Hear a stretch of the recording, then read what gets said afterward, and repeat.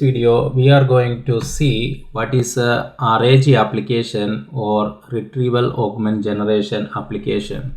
There are three key components in any of the RAG app, which are indexing, which means the private data which we would like to add to this large corpus of large language model will be collected and indexed. This data, based on the user query, we will retrieve the relevant information from this collected data, and then we provide this query and the collected data to the large language model so that it can generate text for us with also the given context, also the given private data.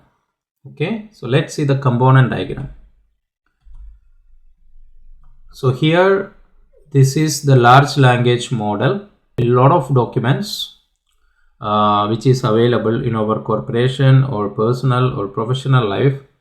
All these documents we split, then fed it into a vector store as an embed system, as an embedding vector space.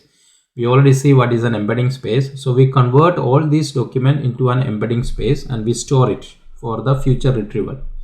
So whenever a user asks a question through one of the LLM app, what it will do, it will convert the question also into a vector space. And then the retrieval component, okay, the retrieval component will get the relevant document which we indexed and stored in the vector space as a relevant document and give back to the large language model. Okay, so the user just give the question as a prompt, but the extra component of RAG app will retrieve also the document from the vector store and combine the retrieved documents, and the query will become the new prompt and provided into the large language model.